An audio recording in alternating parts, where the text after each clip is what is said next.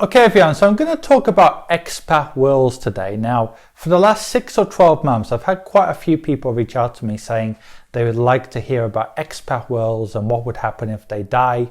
And obviously in the last 1 or 2 months, for fairly obvious reasons, more people have been asking me questions about that. And more people are curious about, well, if I'm an expat and I'm not living in my home country, even when it comes to my existing assets, how should I deal with them? Even if it's not through a will, what's best to do in that situation? Because it's multiple jurisdictions, right? If you're an expat, you might have a bank account in Dubai, you might have an investment account in America, South America, everywhere in the world. How do you deal with that?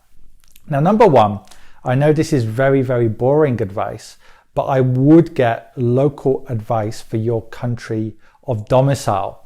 Not your country of residence always, but your country of domicile. And yes, maybe sometimes your country of residence. Now let me explain that. Your country of residence, obviously, and tax residency, although those two things can be different, can always change. Your country of domicile is much harder to change it. So for example, for myself, I was born in the United Kingdom. Even if I gave up my British passport, which I don't plan to do, I'm a British expat. My country of domicile will probably maintain itself as being the UK for the duration of my life.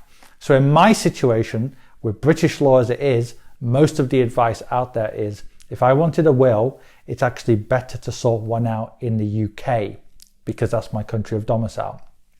Okay, but not every country follows the British legal system, right?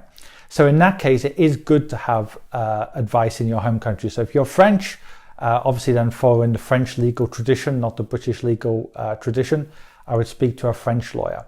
However, this is a key point I would make. I would avoid those kind of what I would call multi-jurisdictional wills. Now, what do I mean by multi-jurisdiction?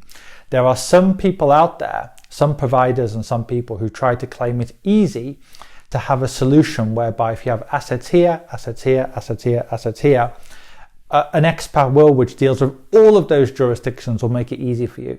In reality, unless you're a billionaire or a corporation, it isn't easy to have a multi-jurisdictional will. A beneficiary form sometimes will be much more efficient than dealing with a multi-jurisdictional will. I'll give you just one simple example of a case I dealt with and heard about. I know a similar case recently. A few years ago, there was a client who was from Norway, and his wife was from another country. And I'm not going to go into too much detail, obviously, because obviously it's confidential, but to cut a long story short, basically the widow struggled to get the money, but the actual client had a so-called multi-jurisdictional will. But what would have been much easier is just to have translated documents from the client's home country. So the point I'm trying to make is, I would focus on A, having a beneficiary form for every investment you have, B, getting proper advice, C, I would avoid some of these multi-jurisdictional wills that claim that they can be applicable worldwide. Because the reality is, if you're British, but you have some assets in the United States or the Isle of Man or Puerto Rico, Bermuda, Holland, whatever, you've got it in many different countries and your wife and husband is from a third country, the idea that it's going to be easy, unless you're a billionaire, to have a will that covers all of those things, in reality it's not. So what often makes sense is to sort this out properly, and that often requires, it can require 2 or 3 wills, it can get complicated, but the point is I would take proper advice when it comes to this from lawyers who are qualified in this area, because the reality is if you went to the average solicitor in the UK or France, most of them wouldn't know how to deal with something like this, right? Because it's a specialism, multi-jurisdictional by definition. So I'd be very careful how you deal with this.